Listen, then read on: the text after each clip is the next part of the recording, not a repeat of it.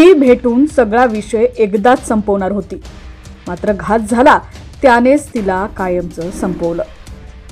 यशस्वी शिंदे प्रकरणात अनेक धक्कादायक गोष्टी समोर येत आहेत। त्यापैकी एक म्हणजे थोडक्यासाठी यशस्वीनं मित्राचं ऐकलं नाही आणि तिच्यावर जीव गमावण्याची वेळ आली।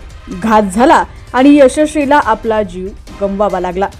यशस्वी शिंदे हत्या प्रकरणात एक नवीन ट्विस्ट आलाय।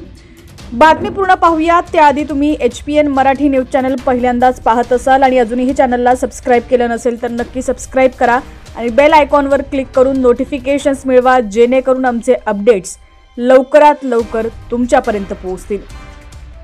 तर राग आणि सुडानं पेटलेल्या आरोपीनं यशस्वीला ब्लॅकमेल करायला सुरुवात केली।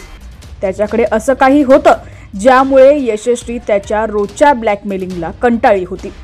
23 जुलै रोजी आरोपी उरणला आला होता तेव्हा तो मित्राकडे थांबला होता। याच दरम्यान त्यानं यशस्वीला एकदा शेवटचं भेटण्यासाठी वेळ मागितली। त्याचा तगादा आणि सतत होणाऱ्या ब्लॅकमेलिंगला कंटाळून तिनं एकदा भेटून सगळा विषय संपवण्याचा निर्णय घेतला। मात्र यावेळी तिला मित्रानं खूप समजवलं, मात्र तिनं त्याचं एकही ऐकलं नाही। तिने एकदाच भेटून हा विषय संपवायचं ठरवलं।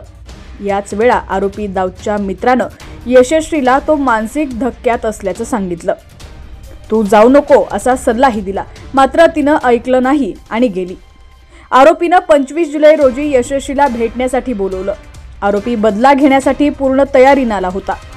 तिथं त्यांच्यात वाद सुरू झाले आणि राग अनावर झाल्यानं त्यानं चाकूनं सपासप वार केले आणि तिला संपवलं। यशस्वीला न्याय मिळावं म्हणून उरणमध्ये एक मोर्चा देखील काढण्यात आला होता। तर यापूर्वी आरोपीवर गुन्हा दाखल करण्यात आला होता।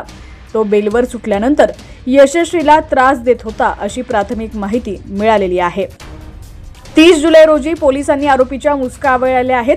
तो केरळला पळून जाण्याच्या तयारीत होता। आरोपीच्या मित्रांनी चौकशी आणि मृत तरुणीच्या कॉलवरून पोलिसांना आरोपीला पकडण्यात यश मिळालं आहे। आज त्याला न्यायालयात हजर करण्यात आलेला आहे।